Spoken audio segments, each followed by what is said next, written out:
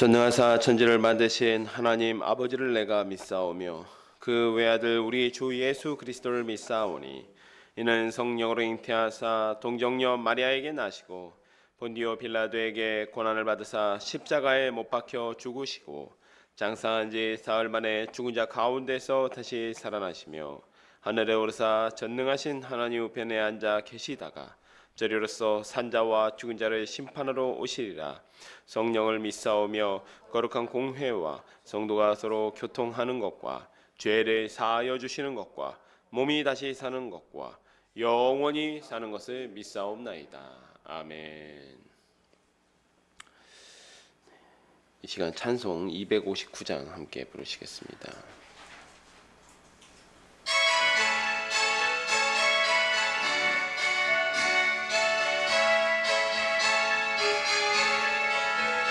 예수 십자가에 흘린 피로써 그대는 씻기어 있는가. 더러운 죄 회개하는 능력을 그대는 참을지 하는가.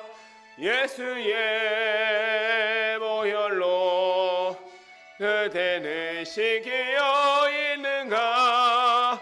마음속에 여러 가지 죄악이 깨끗이 씻기어 있는가. 주 예수와 밤낮으로 늘 함께 그대는 행동을 하는가. 아무 때나 어디서나 그대는 십자가 붙들고 있는가. 예수의 보혈로 그대는 씻기어 있는가.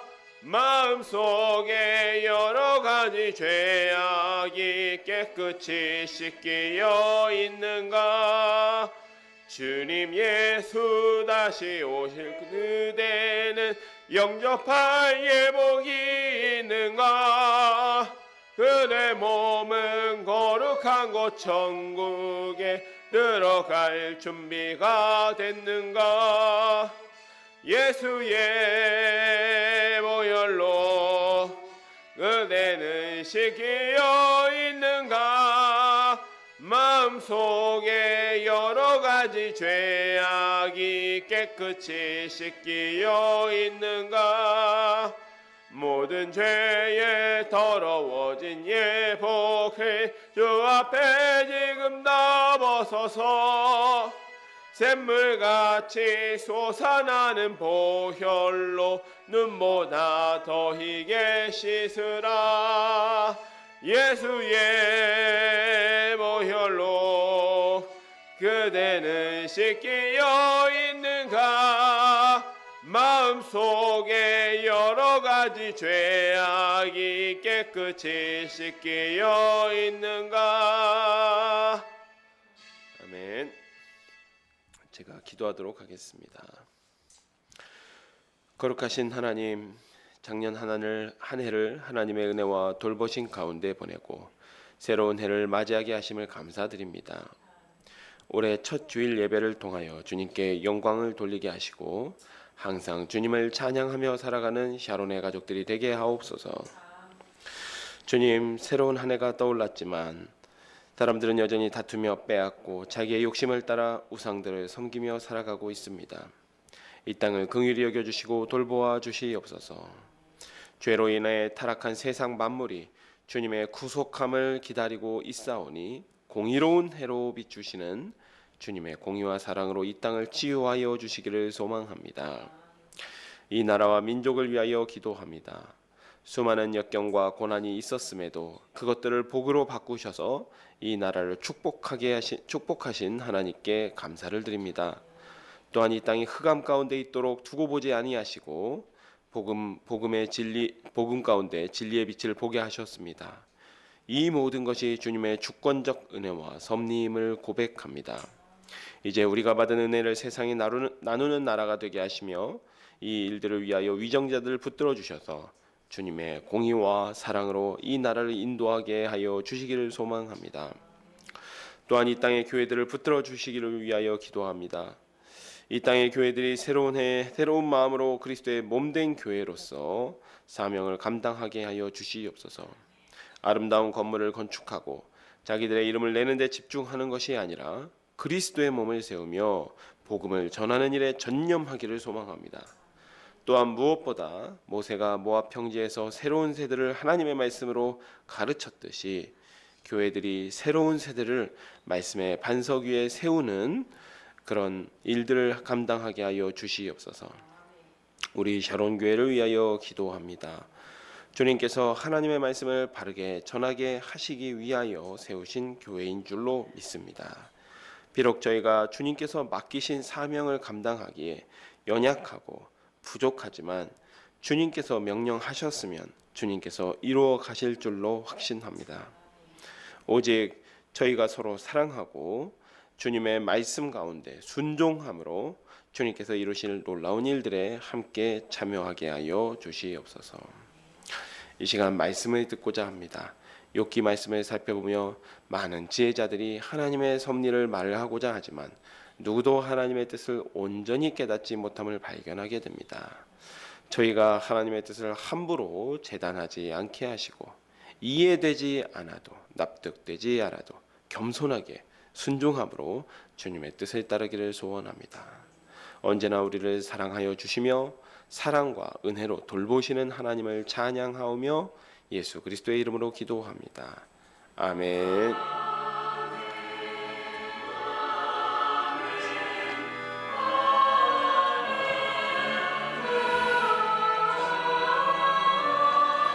주님 도와주시옵소서.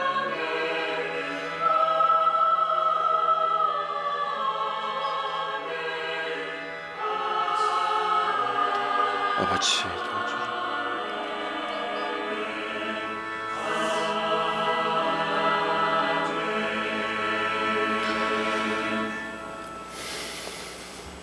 이 시간 우리에게 주신 하나님의 말씀은 욥기 36장 1절에서 4절 말씀입니다.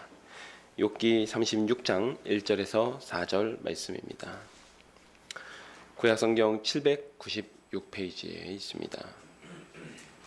제가 하나님의 말씀을 받들어 봉독하도록 하겠습니다. 엘리후가 말을 이어 이르되 나를 잠깐 용납하라. 내가 그대에게 보이리니 이는 내가 하나님을 위하여 아직도 할 말이 있음이라. 내가 먼 데서 지식을 얻고 나를 지으신 이에게 의를 돌려보내리라. 진실로 내 말은 거짓이 아니라 온전한 지식을 가진 이가 그대와 함께 있느니라. 아멘. 오늘 오전에는 이제 엘리후의 말을 살펴보았습니다. 엘리후는 세 친구와 욥의 대화가 끝이 나기까지 나서지 않고 잠잠히 기다렸습니다. 그가 가장 연소한 사람, 가장 어린 사람이었기 때문이었죠. 아마 말을 붙이지 못하고 잠잠했던 것으로 보아 욥이나 세 친구와는 그냥 몇 살 어린 게 아니라 상당한 나이 차이가 있었던 것으로 보입니다.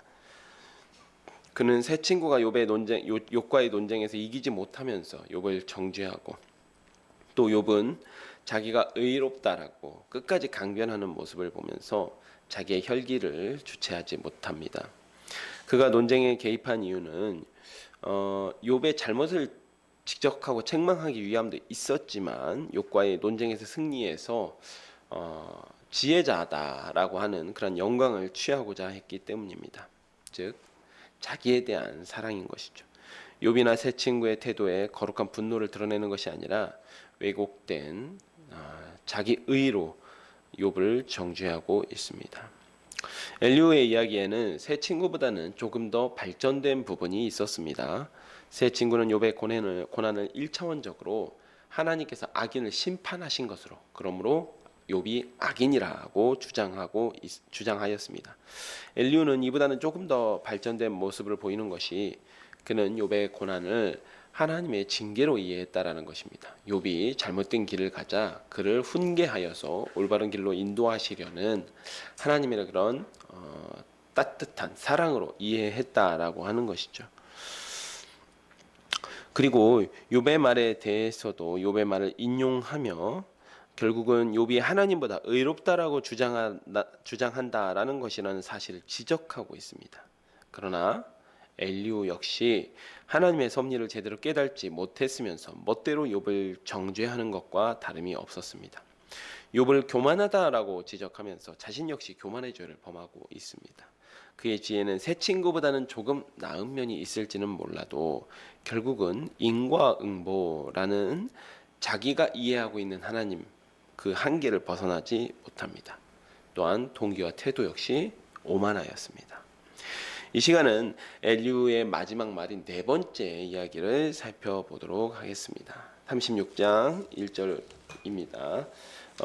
방금 전에 4절까지 읽었기 때문에 5절부터 16절까지 읽도록 하겠습니다.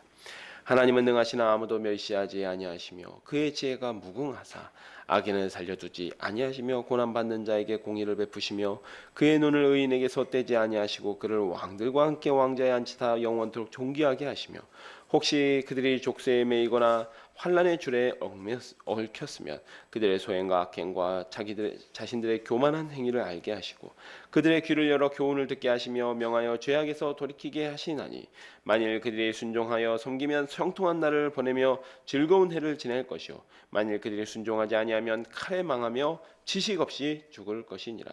마음이 경건하지 아니한 자들은 분노를 쌓으며 하나님이 속박할지라도 도움을 구하지 아니하나니 그들의 몸은 젊어서 죽으며 그들의 생명은 남창과 함께 있도다. 하나님은 공고한 자를 그 공고에서 구원하시며 학대당할 즈음에 그의 귀를 여시나니 그러므로 하나님이 그대로 환난에서 이끌어내서 좁지 않고 넉넉한 곳으로 옮기려 하셨은즉 무릇 그대의 상에는 기름진 것이 놓이리라. 이 마지막 말도 사실은 논지 자체는 비슷합니다. 하나님의 창조주이심, 그 다음에 절대적인 존재. 하나님은 창조주이시기 때문에 그의 섭리와 행사가 절대적이다. 피조물이 감히 그의 행사에 따질 수 없다라는 것을 강조하고 있는 것이죠. 2절에 보면 엘리후는 지금도 자신이 하나님을 위하여 욥을 반박하겠다, 욥을 책망하겠다라고 이야기하고 있습니다. 그런데 이제 신학적으로 이러한 이러한 행동을 이제 우리가 변증이라고 이야기합니다. 그래서 지금도 이 신학의 한 카테고리 중에는 변증학이라는 종류가 있어요.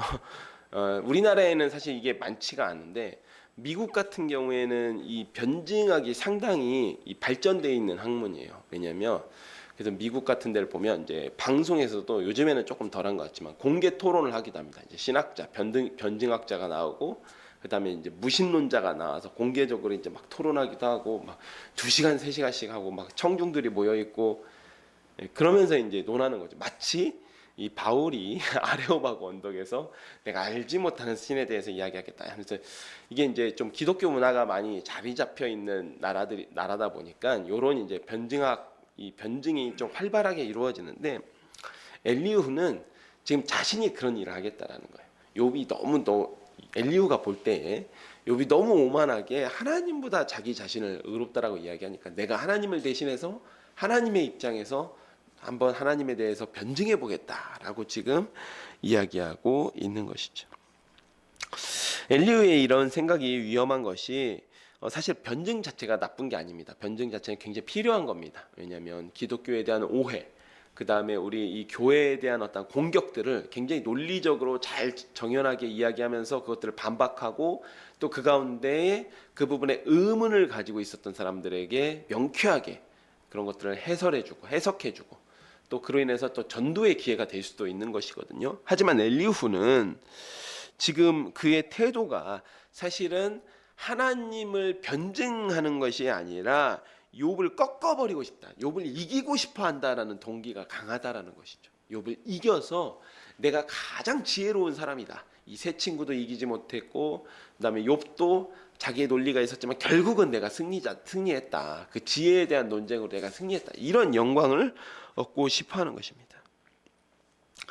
그런데 계속 하나님을 끌어들여서 자기의 행동을 정당화하고 욥에 대한 오만불손한 행동, 욥에 대해서 그런 굉장히 그 악의적인 행동들을 정당화시키는 것이죠. 하나님의 이름을 끌어들여서 자기 행동을 정당화시키는 것입니다. 사실 이러한 모습은 지금도 많이 발견됩니다.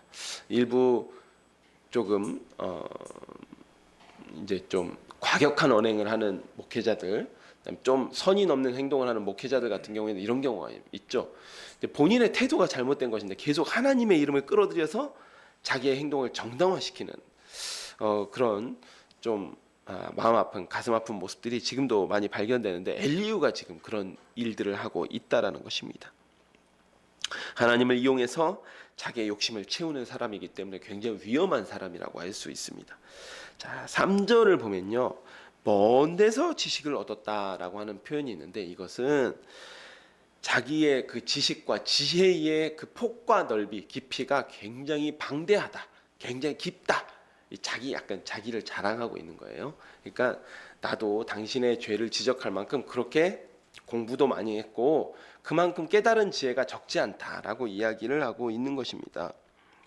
그래서 나를 지으신 이에게 의의를 돌려보내리라, 이 말은 욥이 하나님보다 의롭다라고 하는 말의 모순을 드러내어서 하나님이 욥보다 훨씬 더 의롭다라고 하는 사실을 자기가 증명하겠다는 이야기예요. 이 표현이 조금 이렇게 이제 좀 이해하기 나름 이렇게 의역을 하다 보니까 조금 이렇게 번역이 되어 있는 것이죠.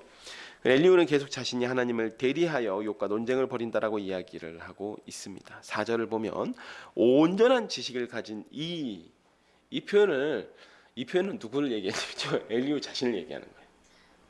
내가 지금 당신과 함께 지금 여기 보면 3절에서 먼 데서 지식을 얻은 사람이라고 이야기하고 있죠. 자신을 먼 데 가서도 지식을 얻은 사람, 그만큼 방대한 지식을 가지고 온전한 지식을 가진 사람이 당신과 지금 함께 있으니까 한번 논해보자. 이렇게 이야기를 하고 있습니다. 어른 앞에서 못하는 말이 없죠. 이렇게 이야기를 하고 있습니다. 자기는 온전한 지식을 가지고 있기 때문에 자기의 말은 거짓이 아니라는 의미죠. 자, 그래서 이제 지금 계속 쭉 이야기 되는 것은 여러분도 많이 보셨던 욥기에서 아주 많이 살펴보신 이 인과응보에 대한 이야기입니다. 그래서 10절까지 지금까지 이야기한 인과응보로 공의를 이루시는 하나님에 대해서 이야기를 합니다. 그리고 11절부터는 그렇기 때문에 하나님께 반항하지 마라. 겸손하게 순종해라. 하나님은 충분히 의로우신 분이다. 그러니까 계속해서 반항해서 그 징계를 자초하지 말고 하나님 앞에 심판을 자초하지 말고 징계 앞에 겸손하게 순종해라 라는 이야기를 하고 있습니다. 15절 16절 욥이 회개하면 하나님께서 회복시켜 주실 것이라는 이야기를 하고 있습니다. 이 부분 역시 엘리후가 욥의 고난을 징계로 이해하고 있다라고 하는 사실을 드러내고 있습니다. 17절입니다. 이제는 악인의 받을 벌이 그대에게 가득하였고 심판과 정의가 그대를 잡았나니 그대는 분노하지 않도록 조심하며 많은 뇌물이 그들의 그릇된 길로 가게 할까 조심하라. 그대의 부르짖음이나 그대의 능력이 어찌 능히 그대가 공고한 가운데서 그대를 유익하게 하겠느냐. 그대는 밤을 사모하지 말라. 인생들이 밤에 그들이 있는 곳에서 끌려가리라. 삼가 악으로 치우치지 말라. 그대가 환난보다 이것을 택하였느니라. 하나님은 그의 권능으로 높이 계시나니 누가 그같이 교훈을 베풀겠느냐. 누가 그를 위하여 그의 길을 정하였느냐. 누가 말하기를 주께서 불의를 행하셨나이다 할 수 있으랴. 엘리후가 보기에 17절에 엘리후가 보기에 욥의 말을 듣자 하니 하나님께 심판받을 말만 골라서 하고 있다라는 거예요. 당신 지금 하나님의 징계를 받고 있는 중인데 계속 하나님께 벌받을 말만 골라서 하고 있다. 징계는 회개의 기회를 주시는 것이지만 심판은 끝입니다. 그래서 이 부분은 새 친구처럼 욥에서 악에서 떠나 회개하라고 권면의 형식을 취합니다. 요약하면 하나님께 회초리 때릴 때 빨리 잘못했다고 빌어라 라고 이야기하는 것이죠. 그 다음에 24절인데 24절부터 37장까지는 창조의 하나님의 그 권능과 권위에 대해서 노래를 합니다. 이야기를 하는데 이 부분은 특별히 앞에서도 말씀드렸듯이 하나님은 창조주 하나님이시다. 그러니까 그 권능과 그 행사에 어찌 불평할 수 있겠는가라는 이야기입니다. 그런 표현에서 그러면서 이 창조주 하나님의 권능을 특별히 앞에서는 이제 비와 구름과 번개와 뭐 이런 것들로 이제 노래를 하고 있는데 그 가운데 욥의 언행을 좀 꼬집는 이런 부분들이 군데군데 있습니다. 그 부분들 함께 보도록 하겠습니다. 그대는 하나님께서 하신 일을 기억하고 높이라. 잊지 말지니라. 인생이 그의 일을 찬송하였느니라. 그의 일을 모든 사람이 우러러보다니 먼 데서도 보느니라. 하나님은 높으시니 우리가 그를 알 수 없고 그의 횟수를 헤아릴 수 없느니라. 그가 물방울을 가들게 하시며 빗방울이 증발하여 안개가 되게 하시도다. 그것이 구름에서 내려 많은 사람에게 쏟아지느니라. 겹겹이 쌓인 구름과 그의 장막의 우레소리를 누가 능히 깨달으랴. 보라, 그가 번갯불을 자기의 사면에 펼치시며 바다 밑까지 비치시고 이런 것들을 만민을 심판하시며 음식을 풍성하게 해주시느니라. 그가 번갯불을 손바닥에 넣으시고 그가 번갯불을 명령하사 관역을 치시도다. 그의 우레가 다가오니 풍우를 알려주니 가축들도 그 다가옴을 아느니라. 이로 말미암아 내 마음이 떨며 그 자리에서 흔들렸도다. 하나님의 음성 곧 그의 입에서 나오는 소리를 똑똑히 들으라. 이 소리를 천하에 펼치시며 번갯불을 땅끝까지 이르게 하시고 그 후에 음성을 발하시며 그의 위엄찬 소리로 천둥을 치시며 그 음성이 들릴 때에 번개를 멈추게 하시느니라. 하나님의 놀라운 음성을 내시며 우리가 헤아릴 수 없는 큰 일을 행하시느니라. 눈을 명하여 땅에 내리라 하시며 적은 비와 큰 비도 내리게 명하시느니라. 그가 모든 사람의 손에 표를 주시어 모든 사람이 그가 지으신 것을 알게 하려 하심이라. 그러나 짐승들은 땅속에 들어가 그 초소에서 머무느니라. 폭풍우는 그 물실에서 나오고 추위는 북풍을 타고 오느니라. 하나님의 입김이 얼음을 얼게 하고 물의 너비를 줄어들게 하느니라. 또한 그는 구름에 습기를 실으시고 그의 번개로 구름을 흩어지게 하시느니라. 그는 감싸고 도시며 그들의 할 일을 조종하시느니라. 그는 땅과 육지의 표면에 있는 모든 자들에게 명령하시느니라. 혹은 징계를 위하여 혹은 땅을 위하여 혹은 긍휼을 위하여 그가 이런 일을 생기게 하시느니라. 지금 비와 구름과 번개와 천둥과 이런 것들을 이야기하는데 특히 천둥 같은 경우에 하나님의 음성으로 천둥을 묘사하고 있습니다. 천둥이 우르르 쾅쾅 치면 거기서 이제 하나님께서 말씀하신다라고 이렇게 비유를 하고 있는 것이죠. 자, 이 창조주 하나님에 대해서 엘리후가 말하고 있습니다. 이렇게 이야기하는 이유는 하나님께서 창조주이신데 욥이 그보다 의롭다라고 이야기하는 게 말이 되느냐, 피조물이 창조물보다 의롭다고 하는 게 말이 되느냐라고 하는 것이죠. 또 욥이 28장에 지혜에 대해서 이야기를 했습니다. 그럴 때 창조주 하나님에 대해서도 이야기했어요. 창조주 하나님에서 내가 깨달은 창조주의 권능이 이러이러하다 하고 27장에서 이야기하고 28장에서 지혜에 대해서 이야기하는데 엘리후는 나도 깨달은 게 그만 못지 않다라는 거죠. 나도 깨달은 게 그만 못지 않다. 나도 지혜가 있다. 이 얘기를 자랑하듯이 지금 이야기를 하고 있습니다.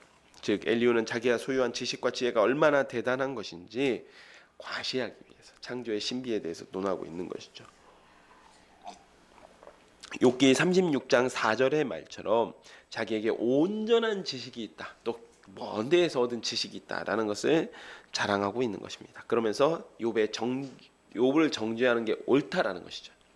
나에게 이런 온전한 지식이 있기 때문에 나의 이야기가 옳고 그렇기 때문에 욥을 정죄하는 것도 정당하다라는 것입니다. 특별히 본문에서는 비와 구름, 천둥, 번개 같은 이런 자연 현상들로 하나님의 섭리의 비밀을 이야기하고 있습니다.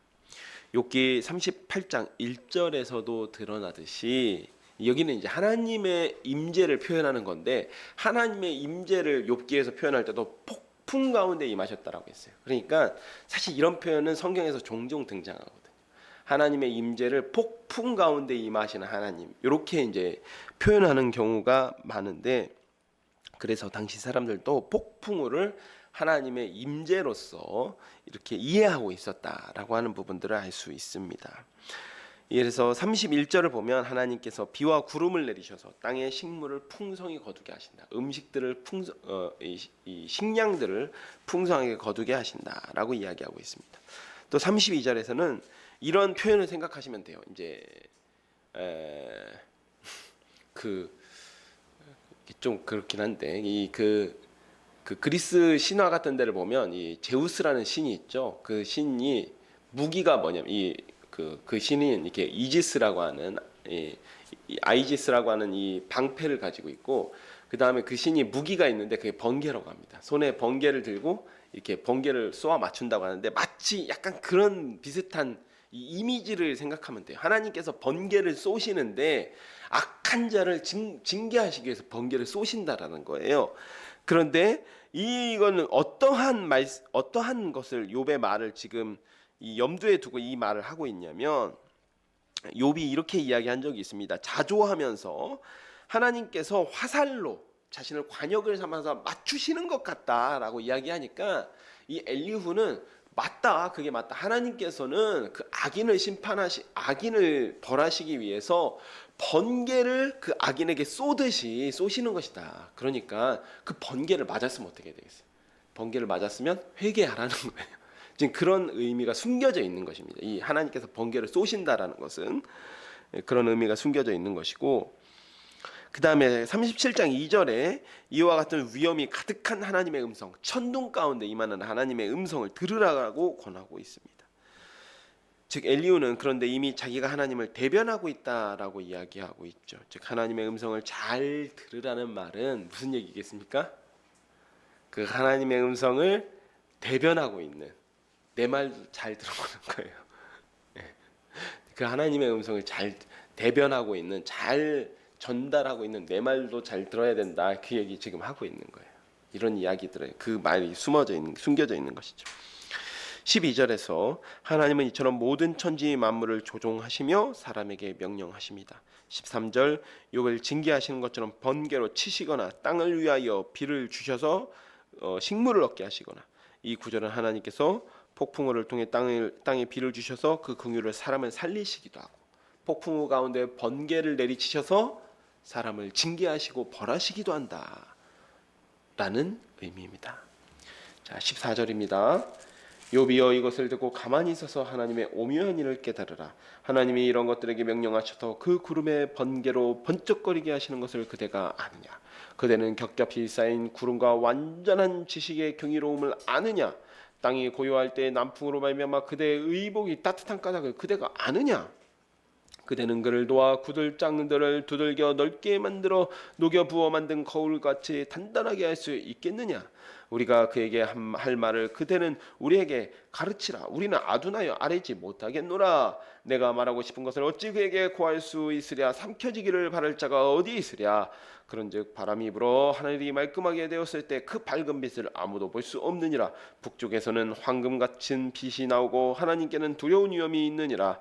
전능자를 우리가 찾을 수 없나니 그는 권능이 지극히 크사 정의와 무한한 공의를 굽히지 아니하심이니라. 그러므로 사람들은 그를 경외하고 그는 스스로 지혜롭다 하는 모든 자를 무시하시느니라. 욥이 자꾸 하나님의 창조를 들어서 자기가 지혜가 있다라고 설명을 하니까 정말 창조의 비밀에 대해서 아는지 한번 대답해 보라는 것이죠. 앞에 이 질문의 형식들 있죠. 그래서 뭐 그대가 아느냐, 지식의 경이로움을 아느냐, 그 까닭을 아느냐 이렇게 묻는 건 진짜 네가 그렇게 지혜가 있으면 한번 이런 것들도 대답해 보라는 거예요. 이렇게 이야기를 하고 질문을 하고 있는 겁니다. 그러면서 18절 그리고 19절 결국 우리는 아둔해서 하나님의 창조의 비밀을 모두 알 수 없다라는 의미입니다. 그러므로 욥 당신도 자꾸 하나님께 자기 죄가 도대체 무엇인지 알려주십시오 이런 기도하지 말고, 이런 한탄하지 말고 겸손하게 하나님의 뜻이 욥을 회개하기 위해 징계하시는 것이라는 사실을 깨달으라는 말입니다. 그런데 여기서도 엘리후의 교만이 나타나는 것이, 사람이 하나님의 섭리를 잘 모른다라고 이야기하면서 또 방금 전까지는 하나님의 섭리를 폭풍으로 설명하면서 자기는 또 되게 잘 알고 있는 것처럼 이야기했거든요. 엘리후의 말에도 모순이 있는 것입니다. 21절에서 24절 엘리후의 말의 결론은 우리가 창조주 하나님의 섭리를 모두 다 알 수 없기 때문에 그저 경외하고 겸손하게 순종해야 한다라는 의미입니다. 자, 그래서 여기 보면 이 지혜라는 또 이야기가 나옵니다. 24절 보면 사람들은 그를 경외하고 그는 스스로 지혜롭다 하는 모든 자를 무시하시느니라. 여기 스스로 지혜롭다 하는 자가 누구겠습니까? 욥이죠. 욥이 지혜에 대해서 28장에 논했잖아요. 자기가 하나님께서 주신 지혜를 깨달았다. 그런데 엘리후의 이 마지막 말은 당신이 그럼 이런 것들도 다 한번 대답해봐라. 대답 못하지 않냐. 하나님은 스스로 지혜롭다라고 생각하는 자들을 무시하신다. 당신 깨달은 지혜라는 거 별거 아니다. 라고 하고 이제 엘리후의 말이 끝이 납니다.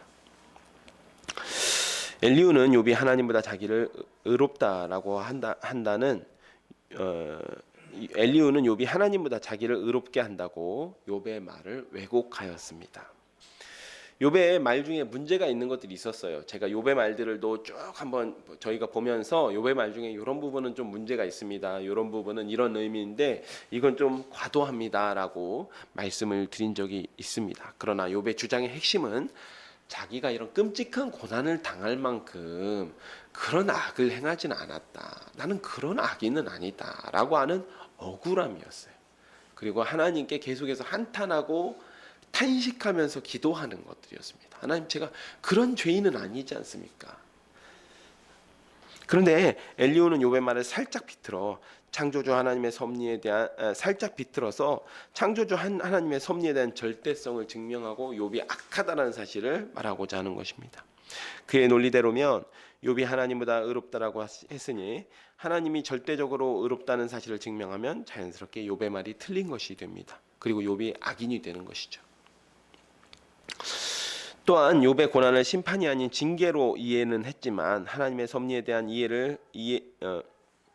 하나님의 섭리에 대해서 이해를 하고 나서 그것을 제대로 깨닫고 나서 이야기하는 것이 아니라 자기가 익히 알고 있는 인과응보라는 틀 속에서 여전히 새 친구들과 마찬가지로 인과응보라는 틀 속에서 하나님의 징계에 대해서 설명하고 있습니다. 결국 욥을 정죄하고 있는 것이죠. 엘리후의 말까지 모두 살펴보아도 결국 우리가 결론을 내릴 수 있는 게 무엇입니까? 새 친구도, 욥도, 엘리후도 누구도 하나님의 뜻에 대해서 제대로 알고 있는 사람이 없습니다. 욥조차도 마찬가지였습니다. 욥이 물론 새 친구나 엘리후보다는 나은 면이 있습니다. 훨씬 낫죠. 하지만 그조차도 38장부터 보면 하나님의 책망을 받습니다. 그래서 결국 욥기를 지혜 문학으로 분류를 하자면 여기서 알 수 있는 사실 37장까지의 결론은 이렇습니다. 사람의 지혜는 하나님의 뜻을 온전하게 알지 못한다. 하나님께서 알려주시기까지는 제대로 알 수 없다라고 하는 부분입니다. 결국 그렇기 때문에 38장에서 하나님께서 직접 등장하셔서 이 모든 문제를 해결해 주시는 것입니다. 이 시간 여기까지 살펴보도록 하겠습니다. 우리는 마지막 엘리후의 말까지 살펴보았습니다. 지금까지 등장하는 인물들이 모두 다 당대에는 지혜자라고 이야기를 할 만한 사람들이었습니다. 그러나 그들의 주장 중 어느 것도 하나님의 섭리와 뜻을 올바르게 설명하는 사람이 없습니다. 이해하는 사람도 없습니다. 부분 이해할 뿐이죠. 하나님께서 왜 욥에게 고난을 주셨는지에 대해서 사람의 지혜로 제대로 설명하지 못하고 있습니다. 새 친구는 그것을 악인에 대한 심판이라고 생각했습니다. 욥은 자신은 그런 범죄를 하진 않았지만 하나님께서 이유 없이 그를 괴롭게 하신다라고 한탄했습니다. 엘리후는 그것은 욥을 회개하게 하기 위한 하나님의 징계의 도구로서 이해합니다. 그러나 이 모든 것 가운데 하나님의 진정한 뜻은 없었습니다. 이처럼 하나님의 뜻을 우리가 다 알 수 없습니다. 지금도 마찬가지입니다. 지금 우리는 이들보다 훨씬 더 나은 시대를 살아갑니다. 이때에는 성경이 막 기록되지도 않았던 때입니다. 모세가 아직 태어나기 전이잖아요. 모세도 태어나기 전이니까 하나님의 말씀에 대한 이 구전, 하나님의 어떤 존재에 대한 이런 말들이 구전으로 전해왔을지는 모르지만 성경도 기록되지 않은 때입니다. 하지만 우리는 성경이 완성된 시대를 살아갑니다. 그럼에도 불구하고 성경을 우리가 인생의 해답이 성경에 있다라고 고백은 하지만 그럼에도 불구하고 우리가 하나님의 모든 뜻을 다 알 수는 없습니다. 하나님께서 우리에게 알려주시는 데까지만 우리가 아는 것이죠. 대표적으로 무엇이 있습니까? 예수님의 재림의 때 저희가 압니까? 모르죠. 네, 모릅니다. 예수님께서 승천하실 때도 때와 시에 관해서는 아버지 하나님밖에 모른다고 하셨습니다. 여전히 이해되지 않는 일들이 너무나 많습니다. 때로는 아무리 하나님의 뜻을 구해도 침묵하시는 것처럼 느껴질 때도 있습니다. 하나님은 말씀을 통해 우리에게 필요한 것을 알게 하시지, 우리에게 유익한 것을 알게 하시지 모든 것을 알게 하시지는 않습니다. 하나님께서 그렇게 하시는 이유는 우리의 지혜로 하나님의 뜻을 모두 다 알 수 없을 뿐더러 우리가 피조물이기 때문에 창조주의 모든 뜻을 다 이해할 수도 없을 뿐더러 그것이 우리에게도 유익하지 않기 때문입니다. 우리도 어린 자녀에게 세상의 모든 이치를 다 가르치지 않습니다. 다 가르치지 않죠. 때로는 몰라도 되는 것은 놔둡니다. 유익한 것을 가르칩니다. 그리고 이것이 아버지의 사랑이기 때문입니다. 사랑하는 샤론의 가족 여러분, 우리의 신앙의 태도가 이와 같이 되기를 소망합니다. 알려주시면 확신을 가지고 나아가고, 알려주시지 않더라도 하나님의 선하심을 믿으며 겸손히 순종하는 것입니다. 다시 말씀드리지만 욥기는 의인이 왜 고난을 당하는지에 대해서 풀어놓은 책이라기보다는 고난 가운데, 이해되지 않는 고난 가운데 어떻게 성도는 살아가야 할 것인가를 가르쳐주는 책이라고 받아들이는 것이 좋습니다. 이 시간 우리 샤론의 가족들은 삶의 어떠한 고난 가운데서도 주님의 선하심을 믿으며 겸손히 순종하며 나아갈 수 있는 그런 샤론의 가족들이 되시기를 축복합니다. 제가 기도하고 말씀 맺도록 하겠습니다. 하나님 아버지, 참으로 감사드립니다. 저희가 지금 엘리후의 말까지 살펴보았습니다. 주님, 당대의 지혜자들도 하나님의 뜻을 온전하게 이해하고 풀어내는 사람이 없음을 발견하게 됩니다. 다 자기 이론에 갇혀 있을 뿐입니다. 주님, 저희가 하나님의 뜻을 모두 다 이해할 수 없음을 고백합니다. 저희는 어리석습니다. 저희는 우둔합니다.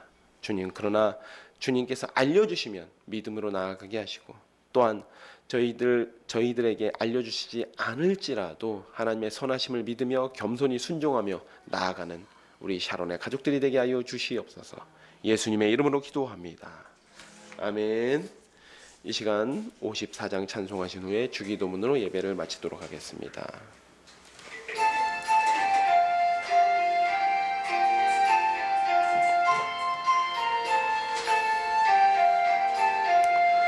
주여 복을 구하오니 편히 가게 하시고 사람마다 주인해로 이기도록 하시고 광야 같은 세상에서 항상 인도하소서. 주의 복된 말씀 듣고 무한 감사합니다. 구원받은 저의 성도 열매 맺게 하시며 하나님이 우리 함께 항상 계시옵소서. 아멘. 하늘에 계신 우리 아버지여, 이름이 거룩히 여김을 받으시오며 나라가 임하시오며 뜻이 하늘에서 이루어진 것 같이 땅에서도 이루어지이다. 오늘 우리에게 일용할 양식을 주시옵고 우리가 우리에게 죄 지은 자를 사하여 준 것 같이 우리의 죄를 사하여 주시옵고 우리를 시험에 들게 하지 마시옵고 다만 악에서 구하시옵소서. 나라와 권세와 영광이 아버지께 영원히 있사옵나이다. 아멘.